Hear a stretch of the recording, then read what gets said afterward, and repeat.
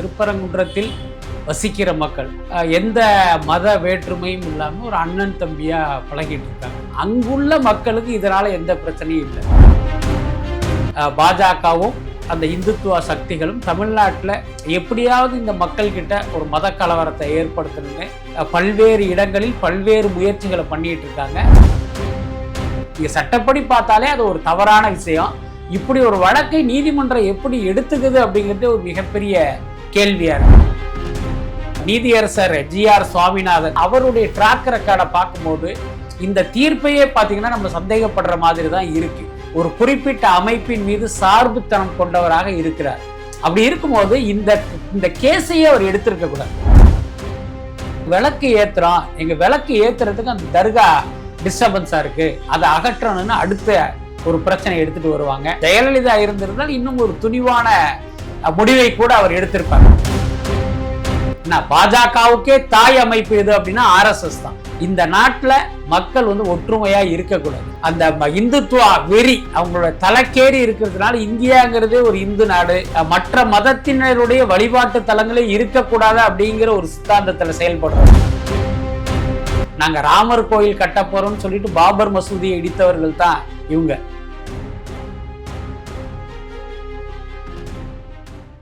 Cloud7 voice நேயர்களுக்கு வணக்கம். இன்றைய நேர்காணலில் நம்மோடு இணைந்திருக்கிறார் ஜேர்னலிஸ்ட் பிஸ்மி. வணக்கம் சார். வணக்கம் சார். திருப்பரங்குன்றத்துல ஒரு மிகப்பெரிய கலவரம் வெடிச்சிருக்கு.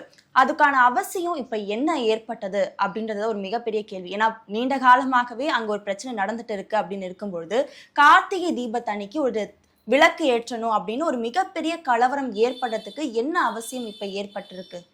என்ன அவசியம் ஏற்பட்டது அப்படின்னு திருப்பரங்குன்றத்தில் இருக்கிற மக்கள்கிட்ட போய் கேட்டிங்க அப்படின்னா எந்த அவசியமும் ஏற்படலை அப்படின்னு தான் அவங்க சொல்லுவாங்க. என்ன காரணம் அப்படின்னா திருப்பரங்குன்றத்தில் வசிக்கிற மக்கள் இந்துக்களும் சரி இஸ்லாமியர்களும் சரி எந்த மத வேற்றுமையும் இல்லாமல் ஒரு அண்ணன் தம்பியாக பழகிட்டு இருக்காங்க. அப்படி பழகிட்டு இருக்கிறதுனால தான் ஒரு மலையில் ஒரு பக்கம் இந்து கோயிலும் இன்னொரு பக்கம் இஸ்லாமியர்களுக்கான தர்காவும் இருப்பதற்கான சூழலே ஏற்பட்டிருக்கு.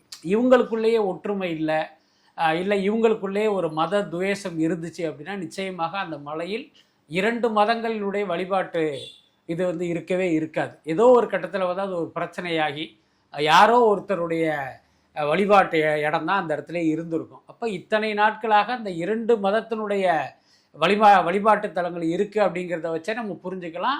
அங்குள்ள மக்களுக்கு இதனால் எந்த பிரச்சனையும் இல்லை. அங்கே ஒரு தர்கா இருக்குது, அதனால் அங்கே இருக்கிற இந்து மக்களுக்கு எந்த பிரச்சனையும் இல்லை. சொல்லப்போனால் அங்கே தர்காவில் அந்த கந்தூரின்னு சொல்லப்படுகிற ஒரு திருவிழா நடத்தும் போது அங்கே இருக்கிற இந்து மக்கள் எல்லாமே அங்கே போய் வழிபடுறதெல்லாம் நம்ம பார்க்குறோம். அதே மாதிரி பார்த்திங்கன்னா இங்கே இருக்கிற கோவிலில் திருவிழா நடக்கும்போது அங்கே இருக்கிற இஸ்லாமியர்கள் பார்த்திங்கன்னா அதுக்கு பல்வேறு வகையில் அதுக்கு ஒத்துழைப்பு கொடுக்குறாங்க. அப்படி இருக்கும்போது திடீர்னு இப்படி ஒரு பிரச்சனை ஏற்படுவதற்கு என்ன காரணம் அப்படின்னு ஒவ்வொருவரும் யோசித்தாலே இதுக்கு பின்னால் இருக்கிற அரசியல் முக்கியமாக அந்த இந்துத்துவ அரசியலை நம்ம புரிஞ்சிக்க முடியும். உங்களுக்கு தெரியும், பாஜகவும் அந்த இந்துத்துவ சக்திகளும் தமிழ்நாட்டில் எப்படியாவது இந்த மக்கள்கிட்ட ஒரு மத கலவரத்தை ஏற்படுத்தணும்னு பல்வேறு இடங்களில் பல்வேறு முயற்சிகளை பண்ணிகிட்டு இருக்காங்க. ஆனால் அவர்கள் நினைத்தது நடக்கவே இல்லை. அப்போ எங்கெல்லாம் இந்த மாதிரி பிரச்சனை பண்ண முடியும் அப்படின்னு பார்க்கும்போது இவர்களுடைய கண்ணுக்கு தெரிந்தது தான் அந்த திருப்பரங்குன்றம். அடடா, நம்ம கோயில் இருக்கிற இடத்துல ஒரு தர்கா இருக்கு, அப்போ இதை வச்சே நம்ம ஒரு பிரச்சனை பண்ணலாம், இங்கே ஒரு மத கலவரத்தை ஏற்படுத்தலாம் அப்படின்னு பல வருடங்களாக ட்ரை பண்ணுறாங்க. வெவ்வேறு வழிகளில் முயற்சி பண்ணி எதற்குமே அவர்களுக்கு அவங்க நினைத்த மாதிரியான ஒரு சாதகமான சூழல் ஏற்படலை. இந்த நேரத்தில் தான் இப்போ கார்த்திகை தீபம் வருது.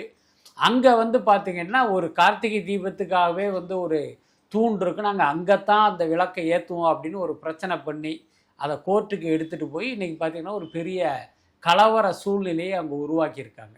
இத்தனை ஆண்டு காலமாக அங்கே விளக்கு ஏற்றது ஒரு வழக்கம் தான். ஆனால் ஏன் அவங்க அந்த தீபத்தூணை முக்கியமாக எடுக்கிறாங்க இந்த சமயத்தில் சார்? அதாவது நீங்கள் அந்த விஷயங்களை கேள்விப்பட்டிருப்பீங்க, கவனிச்சிருப்பீங்கன்னு நினைக்கிறேன்.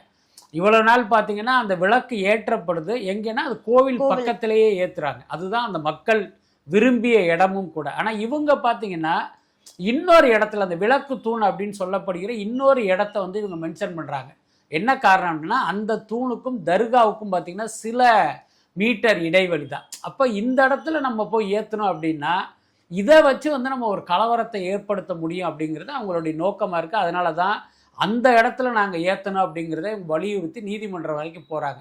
இதில் எல்லாத்துக்கும் மேலே கடந்த காலங்களில் இதே மாதிரி பல முறை நீதிமன்றத்துக்கு போய் அவர்களுக்கு சாதகமான தீர்ப்பு கிடைக்கல. இப்போ எந்த இடத்துல அந்த விளக்கை ஏற்றுறாங்களோ அங்கேயே நீங்கள் ஏற்றுங்க அப்படிங்கிற மாதிரி தான் தீர்ப்பே வந்திருக்கு. அதுக்கப்புறம் ஒரு விஷயம் குறித்து நீதிமன்றத்தில் வழக்கு தொடுத்து அங்கிருந்து தீர்ப்பு வந்த பிறகு நீங்கள் சில வருஷம் கழித்து அதே பிரச்சனையை அதே நீதிமன்றத்துக்கு கொண்டு போகலாமா? நீங்கள் சட்டப்படி பார்த்தாலே அது ஒரு தவறான விஷயம். இப்படி ஒரு வழக்கை நீதிமன்றம் எப்படி எடுத்துக்குது அப்படிங்கிறதே ஒரு மிகப்பெரிய கேள்வியா இருக்கு. அப்படி இருக்கும்போது இப்ப நீதிபதி உத்தரவு கொடுத்திருக்காங்க அங்க விலக்கு ஏத்தலாம் அப்படின்னு சொல்லி கொடுத்திருக்கும் பொழுது திமுக அதை ஏன் ஏற்ற விடாம அந்த இடத்துல ஒரு அரசியல் பண்றாங்களா? திமுக அரசியல் பண்ணல, பாஜகவும் இந்த இந்துத்துவ அமைப்புகளும் தான் அரசியல் பண்றாங்க. அதை நம்ம நல்லா புரிஞ்சுக்கணும். இப்போ பார்த்தீங்கன்னா திமுக தமிழ்நாட்டை ஆண்டுகிட்டு இருக்காங்க. அதனால அவர்களுக்கு தமிழ்நாட்டு மக்களை காப்பாற்ற வேண்டிய பொறுப்பு இருக்கு. தமிழ்நாட்டில் எந்த கலவரமும் ஏற்படாமல் பாதுகாக்க வேண்டிய பொறுப்பு அவங்க கிட்ட இருக்கு. அதுக்கப்புறம் இப்போ நீதிமன்றத்தில் ஒரு தனி நீதிபதி ஒரு தீர்ப்பு கொடுத்தார் அப்படிங்கிறதுனால அதை அரசு ஏற்று அதை செயல்படுத்தணும்னு எந்த சட்டமும் இல்லை. நீங்கள் தெரியும், நம்முடைய நாட்டு சட்டப்படி பார்த்தீங்கன்னா இந்த நீதிமன்றத்தில் ஒரு தீர்ப்பு கிடச்சி அதில் உங்களுக்கு உடன்பாடு இல்லை அல்லது அந்த தீர்ப்பில் உங்களுக்கு நியாயம் கிடைக்கலேன்னு நீங்கள் நினச்சா அதற்கு மேல் உள்ள இன்னொரு நீதிமன்றத்தில் அப்பீல் பண்ணலாம். அங்கேயும் உங்களுக்கு வந்து நீதி கிடைக்கல அல்லது உங்களுக்கு நீதி கிடைக்கலன்னு நீங்கள் நினைக்கிறீங்க அப்படின்னா அதுக்கடுத்து உயர் நீதிமன்றம், அங்கேயே பார்த்தீங்கன்னா பல்வேறு பெஞ்சஸ் இருக்குது. அதுக்கப்புறம் உச்ச நீதிமன்றம் வரைக்கும் போகலாம். அந்த அடிப்படையில் ஒரு தனி நீதிபதி கொடுத்த தீர்ப்பு அநீதியானதுன்னு தமிழ்நாடு அரசு நினைக்குது. அதனால அவங்க வந்து அதை அப்பீல் பண்ணுறாங்க. அதை எப்படி நம்ம அரசியல்னு சொல்ல முடியும்? எல்லாத்துக்கும் மேலே இந்த தனி நீதிபதி யார் அப்படின்னு நீங்கள் கேட்டீங்க அப்படின்னா அவருடைய ட்ராக் ரெக்கார்டை பார்க்கும்போது இந்த தீர்ப்பையே பார்த்தீங்கன்னா நம்ம சந்தேகப்படுற மாதிரி தான் இருக்கு. அதுக்கான காரணமா நம்ம என்ன இல்லை, இப்போ அந்த நீதியரசர் GR சுவாமிநாதன் அவர் நீதிபதியாக இருப்பதால் அவர் வந்து ஒரு குறிப்பிட்ட அமைப்பில் வந்து சார்பானவராக இருந்தாலும் அவர் நீதிபதி அப்படிங்கிறதுனால நமக்கு பிடிக்குதோ இல்லையோ அவர் நீதியரசர்னு தான் குறிப்பிட்டாங்கன்னா அந்த அடிப்படையில் தான் நானும் குறிப்பிடுறேன். நீதியரசர் GR சுவாமிநாதன் பல்வேறு கூட்டங்களில் பேசிய காணொலிகள்லாம் நம்ம பார்க்குறோம். அவர் பார்த்தீங்கன்னா ஒரு குறிப்பிட்ட மதத்தின் மீது தீவிர நம்பிக்கை கொண்டவராக, ஒரு குறிப்பிட்ட அமைப்பின் மீது சார்புத்தனம் கொண்டவராக இருக்கிறார். அப்படி இருக்கும்போது இந்த கேஸையே அவர் எடுத்திருக்கக்கூடாது. ஏன்னா அவருக்கு வந்து இந்த நீதித்துறையின் மீது ஒரு மிகப்பெரிய நம்பிக்கையும் மரியாதையும் இருக்கும் பட்சம் நான் வந்து இந்த மாதிரியான ஒரு சார்பு நிலை உள்ள ஒருத்தன், அதனால இந்த கேஸை நான் எடுத்துக்க மாட்டேன் அப்படின்னு இதிலிருந்து விலகி இருக்கணும். ஆனால் இவர் அந்த கேஸை எடுத்தது மட்டும் இல்லை, ஏதோ ஒரு துப்பறியும் நிபுணர் மாதிரி அந்த கோவிலுக்கே நேரில் போய் பார்த்து அதுக்கப்புறம் பார்த்தீங்கன்னா இவர் ஒரு தீர்ப்பு கொடுக்குறாரு. இப்போ அதுவே வந்து இந்த கேஸில் இவருக்கு வந்து ஒரு தனிப்பட்ட ஆர்வம் இருக்கிறத நமக்கு வந்து புரிஞ்சிக்க முடியுது. நான் என்ன கேட்குறேன், அவர் நேரடியாக போய் அங்கே பார்த்ததுனால எந்த ஒரு அசம்பாவிதமும் நடக்கக்கூடாதுன்னு நான் நேரடியாக களத்தில் இறங்கி பார்த்துருக்கேன் அப்படின்னு நிரூபிக்கிறதுக்காக கூட அந்த மாதிரி பண்ணியிருந்திருக்கலாம். ஓகே, அதை நம்ம ஒத்துக்கிறோம். அதுதான் அவர்களுடைய வாதமாக இருந்தால் அதை நம்ம எடுத்துக்குவோம். அதே நேரம் நாம் கேட்குற கேள்வி என்னன்னா, இது நீதியரசர் GR சுவாமிநாதனுக்கு இது முதல் வழக்கு கிடையாது. கடந்த காலங்களில் பார்த்தீங்கன்னா எத்தனையோ வழக்குகளுக்கு அவர் தீர்ப்பு சொல்லியிருக்காரு. நம்ம கேட்குறது என்னென்னா, எத்தனை வழக்குகளுக்கு இதே மாதிரி நேரில் சென்று புலனாய்வு செய்து அங்கே இருக்கிற கள நிலவரத்தை அறிந்து வந்து நீங்கள் தீர்ப்பு சொல்லிடுறீங்க. அதுக்கப்புறம் நான் கூட ஒரு தகவல் கேள்விப்பட்டேன். சமீபத்தில் ஒரு வழக்குக்கு வந்து இவர் தீர்ப்பு சொல்லியிருக்காரு. என்னென்னா, அந்த பிராமணர்கள் சாப்பிட்ட எச்சில் இலையில் பிராமணர் அல்லாதவர்கள் வந்து உருண்டு பிறண்டா அவங்களுக்கு வந்து ஒரு புண்ணியம் கிடைக்கும் அப்படிங்கிற மாதிரியான ஒரு விஷயத்துக்கு, ஆமாம் அது உண்மைதான், பிராமணர்கள் சாப்பிட்ட எச்சிலையில் மற்றவர்கள் உருண்டு பிறண்டு எந்திரிச்சாங்கன்னா அவங்களுக்கு புண்ணியம் கிடைக்கும் அப்படிங்கிற சென்ஸில் வந்து இவர் ஒரு தீர்ப்பு கொடுத்ததா ஒரு தகவல் இருக்குது. நம் கேள்வி என்னன்னா, அந்த இடத்துக்கு இவர் நேரில் போயிருக்காரா, இல்லை அங்கே எச்சில் இலையில் வந்து யாரும் உருண்டு அவர்கள் சொன்ன வாக்குமூலத்தின் அடிப்படையில் இந்த தீர்ப்பு கொடுத்தாரா அல்லது இவரே உருண்டு எந்திரிச்சாரா அப்படிங்கிற கேள்விகள்லாம் மக்கள் மனசுல வருமா? அவர் தீர்ப்பா கொடுத்திருக்கிறாரா? அப்படிதான் நான் கேள்விப்பட்டேன். இப்ப நம்ம கேள்வி என்னன்னா, அது உண்மையாக இருக்கும் பட்சம் அப்ப அந்த வழக்குக்கு இந்த மாதிரி இவர் நேரா கள ஆய்வு செய்து தீர்ப்பு வழங்கினாரா அப்படின்னு ஒரு கேள்வி இருக்கா இல்லையா? அதனால எனக்கு தெரிஞ்சு என் அறிவுக்கு எட்டிய வகையில் எந்த நீதிபதியும் களத்துக்கு சென்று புலன் விசாரணை செய்து தீர்ப்பு வழங்கினதா எனக்கு தெரியாது. உங்கள் முன் வைக்கப்படுகிற வாதங்கள்ல உள்ள உண்மைத்தன்மை சாட்சியங்கள் அடிப்படையில் தான் இதுவரைக்கும் நீதிமன்றங்கள் தீர்ப்பு சொல்லியிருக்கு. எந்த நீதிபதியும் களத்துக்கு போய் பல்வேறு தரப்பினரிடம் வாக்குமூலம் பெற்று அந்த அடிப்படையில் தீர்ப்பு சொன்னதா எனக்கு தெரியாது. அப்படி இருக்கும்போது இந்த வழக்கில் மட்டும் ஜிஆர் சுவாமிநாதன் எதற்காக நேரடியாக சென்று இப்படி ஒரு வேலையை செய்யணும் அப்படிங்கிற ஒரு கேள்வி இருக்கு. இப்ப ஒருவேளை அவங்க விலக்கு ஏத்திருந்தாங்கன்னா இந்த அசம்பாவிதம் தவிர்க்கப்பட்டிருக்குமா சார்? நிச்சயமா அப்படி ஒரு பார்வையும் இருக்கு. என்னன்னா இப்ப ஒரு குறிப்பிட்ட சிலர் வந்து அந்த இடத்துல வந்து ஒரு விளக்கு ஏத்தணும், அந்த விளக்கு தூணிலிருந்து விளக்கு ஏத்தணும், அதை நம்ம அனுமதிச்சுட்டு போயிட்டா என்ன அப்படிங்கிற மாதிரியான ஒரு கேள்வி கருத்து பலர்கிட்டே இருக்கு. சொல்லப்போனால் தனிப்பட்ட முறையில் அது எனக்கே கூட இருக்கு, அதுல மாற்றமே இல்லை. அதே நேரம் இதுல ஒரு ஆபத்து இருக்குங்கிறதை நம்ம புரிஞ்சுக்கணும். என்னன்னா என்ன ஆபத்தா நம்ம பார்க்க வேண்டியது என்னன்னா இன்றைக்கு இந்த விஷயத்துல இவங்க இப்படி ஒரு கேட்கும் போது தமிழ்நாடு அரசு அதற்கு அனுமதி கொடுப்பதாக வைத்து கொண்டால் நாளைக்கு என்ன பண்ணுவாங்க அப்படின்னா, நாங்கள் விளக்கு ஏற்றுறோம், எங்கள் விளக்கு ஏற்றுறதுக்கு அந்த தர்கா டிஸ்டர்பன்ஸாக இருக்குது, அதை அகற்றணும்னு அடுத்த ஒரு பிரச்சனை எடுத்துகிட்டு வருவாங்க. அதுக்கடுத்து பாஜக மற்றும் இங்கே இருக்கிற சங் பரிவார் பற்றி நமக்கு தெரியும். நாங்கள் ராமர் கோயில் கட்ட போகிறோம்னு சொல்லிட்டு பாபர் மசூதியை இடித்தவர்கள் தான் இவங்க. அதே மாதிரி திருப்பரங்குன்றத்தில் நாங்கள் விளக்குத்தூணில் போய் விளக்கேற்ற போகிறோம், தீப ஏற்ற போகிறோம்னு சொல்லிட்டு அந்த தர்காவை இடிக்கவும் தயங்காதவர்கள் தான் இவங்க. அப்போ இவர்கள் ஆபத்தானவர்கள், இவர்களால் ஒரு ஆபத்து இருக்குது அப்படின்னு தமிழ்நாடு அரசு நினைக்கும் போது எப்படி அந்த தீபம் ஏற்ற அவர்கள் அனுமதிக்க முடியும்? அதனால பார்த்தீங்கன்னா அது வந்து ஒரு சரியான வாதம் இல்லைன்னு கூட நான் நினைக்கிறேன். இதை பற்றி வந்து தொல் திருமாவளவன் அவர்கள் சொல்லியிருப்பாங்க. அங்கே வந்து வெளிய மாநிலத்தை சேர்ந்தவங்க தான் வந்திருக்காங்க, பயங்கரவாதிகளுக்கு நீதிபதியும் துணை நின்றுருக்காரு அப்படின்னு ஒரு பதிவு போட்டிருக்காரு. அதை நீங்கள் எப்படி பார்க்குறீங்க? இல்லை, திருமாவளவனுடைய இந்த கருத்தில் வந்து நானும் உடன்படுறேன், அதில் எந்த மாற்றமே இல்லை. இன்னொன்று, நான் ஏற்கனவே சொன்ன மாதிரி இந்த விவகாரத்தில் அங்கே இருக்கிற மக்களுக்கு வந்து ஒரு பெரிய விருப்பம்லாம் இல்லை. பல்வேறு காணொலிகளில் பார்க்குறோம். இதுக்கு முன்னால் இதே மாதிரி பாஜகவும் இந்த இந்துத்துவ அமைப்புகளும் அங்கே வந்து ஒரு பெரிய ஆர்ப்பாட்டம் நடத்துகிறாங்க. அப்போ வந்து பல்வேறு ஊடகங்கள் அங்கே இருக்கிற மக்கள்கிட்டே போய் பேட்டி எடுக்கிறாங்க. இப்போ அவங்க என்ன சொல்கிறாங்க, யாருன்னே தெரில, திடீர்னு ஒரு கூட்டம் வந்து எங்கள் ஊர் கோயிலை பற்றி பேசிகிட்டு இருக்கானுங்க, இவனுங்கெல்லாம் யார் அப்படின்னு அந்த மக்கள் கேட்டதே நம்ம பார்த்தோம். அப்போ இதன் மூலமாக நம்ம என்ன புரிஞ்சுக்கிறோம் அப்படின்னா, இந்த விவகாரம் அங்குள்ள மக்களுக்கு வந்து விருப்பம் இல்லை. அதுதான், நாங்கள் வந்து எல்லாரோடும் அமைதியாக வாழணும் அப்படிங்கிறது தான் அந்த மக்களுடைய விருப்பமாக இருக்குது. அப்போ இந்த விவகாரத்தை வைத்து அங்கு நடந்த ஆர்ப்பாட்டத்தில் இவ்வளோ பேர் கூடினாங்களே, அவங்கெல்லாம் யார்? உள்ளூர் மக்கள் இல்லை அப்படின்னா இப்போ இந்த கூட்டம் எங்கிருந்து வந்ததுன்னு ஒரு கேள்வி இருக்குது. அந்த கேள்விக்கான விடை தான் இன்றைக்கி திருமாவளவன் சொல்கிறாரு. வெளியூரிலிருந்து வெளி மாநிலங்களிலிருந்து நீங்கள் ஆட்களை திரட்டி இந்த மாதிரி ஒரு வேலையை பார்த்துருக்காங்கன்னு சொல்கிறாங்க. அதுக்கப்புறம் உங்களுக்கு தெரியும், நீதியரசர் ஜிஆர் சுவாமிநாதன் ஒரு நீதியரசராக மட்டும் இந்த வழக்கை வந்து அவர் கையில் எடுக்கலை. அதை மட்டும் நம்மளால் உறுதியாக சொல்ல முடியும். இதுக்கு வந்து தர்கா தரப்புல இருந்து ஏதாவது மறுப்பு தெரிவிச்சிருந்தாங்களா அந்த விளக்கு ஏத்துறதுக்கு சம்பந்தமா? இல்லை, அவங்க பார்த்தீங்கன்னா அதனுடைய ஆட்சேபனையை தெரிவிக்கிறாங்க. ஸோ இதன் மூலமாக நம்ம புரிஞ்சிக்க வேண்டிய விஷயம் என்னென்னா, அந்த தர்கா தரப்பை சேர்ந்தவர்கள் தங்களுடைய எதிர்ப்பை தெரிவிப்பது என்பது இந்து மக்களுக்கு எதிரான கருத்து இல்லை.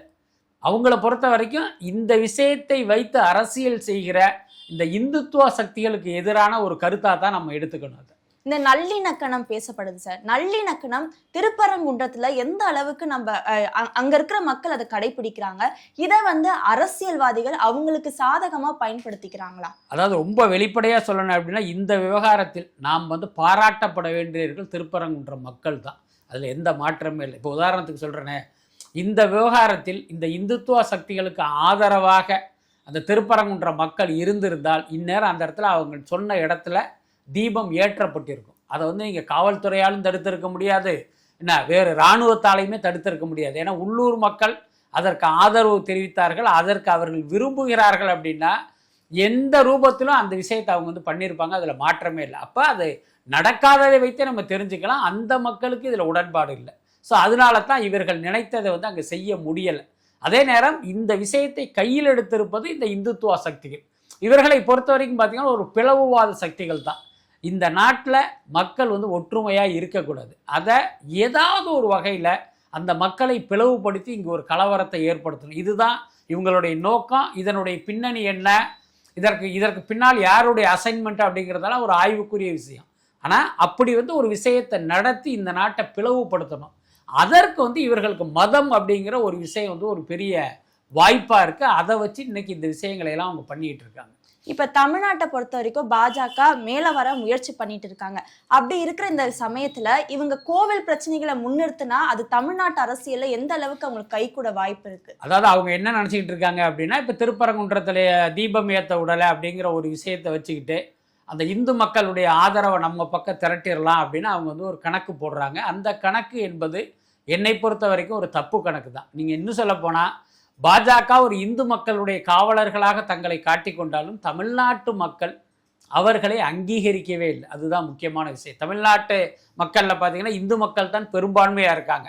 அவங்களுக்கு கண்டிப்பாக தெரியும், இவன் நமக்காக பேசலை, இவன் நம்மளை வச்சு அரசியல் பண்ணுறான், நம்மளை வச்சு ஒரு பிளவை ஏற்படுத்த பார்க்குறான், ஒரு கலவரத்தை ஏற்படுத்த பார்க்குறான் அப்படின்னு மக்கள் மிக தெளிவாகத்தான் பாஜகவை பார்க்குறாங்க. அதனால தான் இத்தனை வருஷம் என்னென்ன வகையிலேயே இவங்க அரசியல் பண்ணியும் தமிழ்நாட்டில் வந்து பாஜகவால் வளர முடியலை, எதிர்காலத்திலும் வளர முடியாது. அதுதான் உண்மை. ஸோ தமிழ்நாட்டு மக்களை பொறுத்த வரைக்கும் இந்த விஷயத்தில் வந்து ரொம்ப தெளிவாக இருக்காங்க, உறுதியாக இருக்காங்க.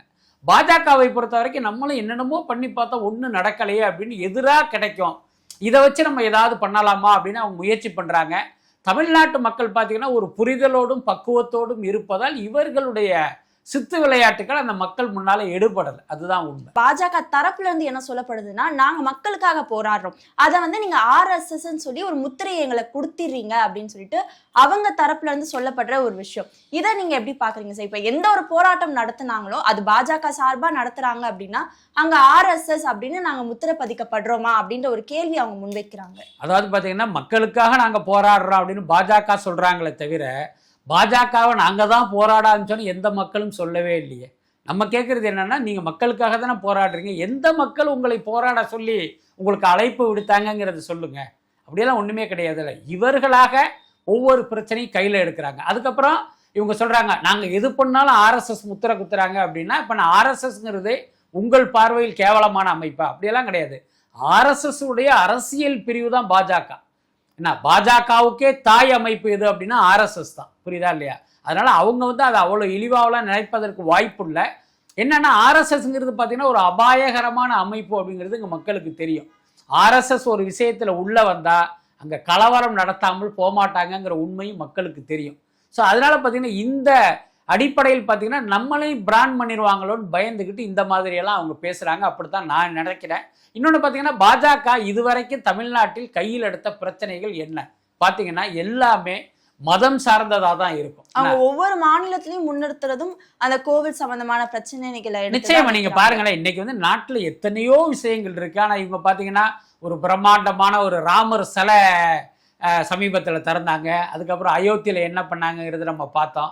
இவர்களுடைய ஒவ்வொரு செயல்பாடுகளும் ஒவ்வொரு அசைவும் நகருமே மதம் சார்ந்ததாக தான் இருக்குது. அப்படி இருக்கும்போது இவங்க எப்படி மக்களுக்காக உழைப்பவர்களாக மக்களுக்காக போராடுபவர்களாக இவங்களை எப்படி நம்ம சொல்ல முடியும்? மக்களுக்காக போராடுவதாக அவர்கள் சொல்வது மக்களை ஏமாற்றுகிற ஒரு வசிய வார்த்தை. அப்படித்தான் நான் நினைக்கிறேன்.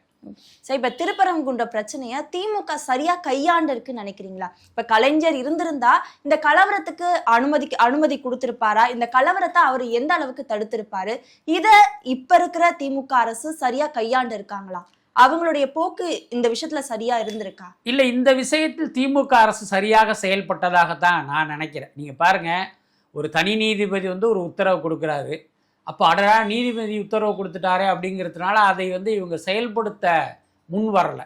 ஸோ அதுக்கு மேலே ஒரு அப்பீல் இருக்குது அப்படின்னு பார்த்தீங்கன்னா அடுத்து வந்து இருவர் கொன்ற ஒரு அமர்வுக்கு மாற்றுறாங்க.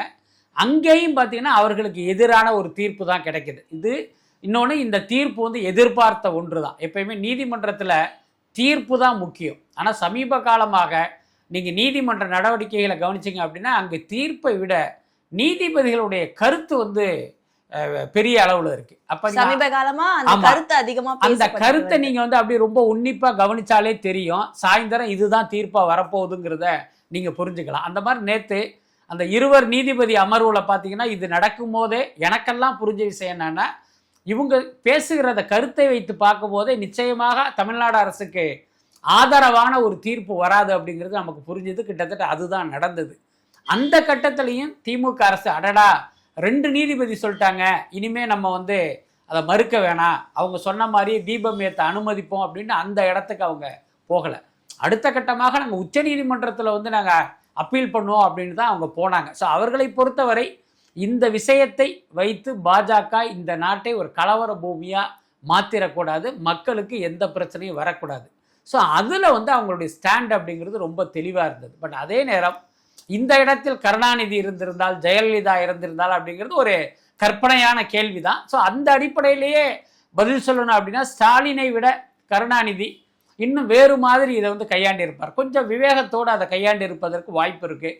எல்லாத்துக்கும் மேலே ஜெயலலிதா இருந்திருந்தால் இன்னும் ஒரு துணிவான முடிவை கூட அவர் எடுத்திருப்பார். அவரும் என்னதான் இந்த இந்துத்துவா சார்ந்த ஒரு கருத்தியல் கொண்டவராக இருந்தாலும் இந்த மாதிரி பாஜக அரசியல் செய்வதை அவர் நிச்சயமா அனுமதிக்க மாட்டார் அப்படின்னு தான் நான் நினைக்கிறேன். சரி, இந்த விவகாரத்துல ஒரு முடிவு அப்படின்னா நம்ம ஒரு தீர்வா என்ன பார்க்க வேண்டியது இருக்கு? அதான் இது நாள் வரை அங்கு என்ன சூழல் நிலவுகிறதோ அது தொடர்வதுதான் தீர்வாக இருக்க முடியும். என்னன்னா, எங்களுக்கு விளக்கேற்றுறதுக்கு இடமே இல்லை, அதனால இந்த தூணில் ஏற்ற விடுங்க அப்படின்னு கேட்டால் கூட ஒரு வகையில் நியாயம்னு நீங்கள் சொல்லலாம். 100 வருஷமாக ஒரு இடத்துல விளக்கு ஏற்றப்பட்டிருக்கு, அதை மக்கள் பார்த்துக்கிட்டு இருக்காங்க. அப்படி இருக்கும்போது நீங்கள் இன்னொரு இடத்த வந்து நீங்கள் ஏன் காட்டணும்? அப்போ இதிலிருந்தே நீங்கள் புரிஞ்சுக்கலாம் இவர்களுடைய நோக்கம் அப்படிங்கிறது அங்கு விளக்கு ஏற்றணும், அந்த பக்தர்களை பரவசப்படுத்தணுங்கிறதே கிடையாது. இந்த தூணில் ஏற்றணும், இதை வச்சு அந்த தர்காவை அங்கிருந்து அப்புறப்படுத்தணும். இது கூட நம்மளுடைய கற்பனையோ அனுமானமோ கிடையாது. ஹெச் ராஜா போன்றவர்களுடைய வாயிலிருந்து வந்த வார்த்தைகளை தான் இப்போ நம்ம திருப்பி மென்ஷன் பண்ணுறோம். ஸோ அந்த மாதிரி அவங்களுக்கு வந்து ஒரு பெரிய பிளான் இருக்கு, அது அவசியம் இல்லை. இப்போ அந்த தர்காவை நகர்த்துறதுக்கான ஒரு அடித்தளமா இந்த ஒரு விவகாரத்தை நம்ம எடுத்துக்கலாமா? அதாவது தர்காவை நகற்றுவது இல்லை, அகற்றுவது. புரியுதா இல்லையா? ஏன்னா இவர்களை பொறுத்த வரைக்கும் அந்த இந்துத்துவா வெறி அவங்களோட தலைக்கேறி இருக்கிறதுனால இந்தியாங்கிறதே ஒரு இந்து நாடு, இங்கே மற்ற மதத்தினருக்கு இடமில்லை, மற்ற மதத்தினருடைய வழிபாட்டு தலங்களே இருக்கக்கூடாது அப்படிங்கிற ஒரு சித்தாந்தத்தில் செயல்படுறவங்க.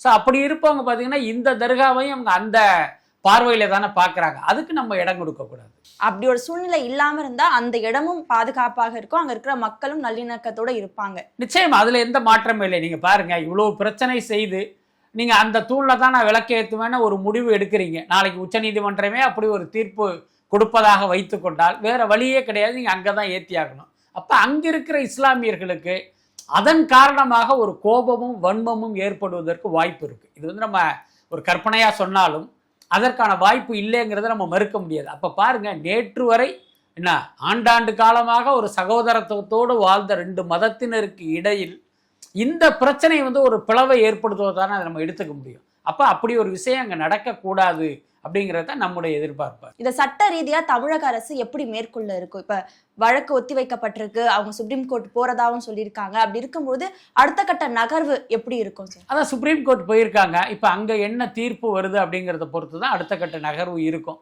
எல்லாத்துக்கும் மேலே நமக்கு பிடிக்குதோ பிடிக்கலையோ, நாம் நியாயம்னு நினைக்கிறோமோ இல்லையோ, நீதிமன்ற உத்தரவை நம்ம மதித்து தான் ஆகணும். ஸோ அந்த மாதிரி நீதிமன்றத்தில் என்ன உத்தரவு வருது அப்படிங்கிறத பொறுத்து தான் அடுத்த கட்டத்தை சொல்ல முடியும். பட் அதே நேரம் இங்கு நடக்கிற விஷயங்களை எல்லாம் பார்க்கும்போது எனக்கு தெரிஞ்ச ஒரு தனிப்பட்ட கருத்தாக சொல்லணும் அப்படின்னா, உச்சநீதிமன்றத்தில் கூட தமிழ்நாடு அரசுக்கு வந்து நியாயம் கிடைக்காது அப்படின்னு தான் நான் நினைக்கிறேன். என்னன்னா, இன்னைக்கு நீதித்துறையில் நடக்கிற பல்வேறு விஷயங்களை பார்க்கும்போது அங்கே வந்து பல விரும்பத்தகாத விஷயங்கள்லாம் நடக்கிறத நம்ம பார்க்குறோம். ஸோ அந்த அடிப்படையில் இந்த விவகாரத்தில் உள்ள தீர்ப்பு கூட வந்து தமிழ்நாடு அரசுக்கு சாதகமாக இருப்பதற்கான வாய்ப்புங்கிறது ரொம்ப ரொம்ப குறைவு தான். அப்படி சாதகமா அமையலன்னா அவங்க அடுத்த கட்ட நகர்வு எப்படி? சுப்ரீம் கோர்ட்லயே தமிழ்நாடு அரசுக்கு சாதகமா ஒரு தீர்ப்பு வராத பட்சத்துல அவங்க அடுத்த கட்டமா பாஜகவுக்கு ஆதரவா செயல்பட வேண்டிய சூழ்நிலை ஏற்படுமா?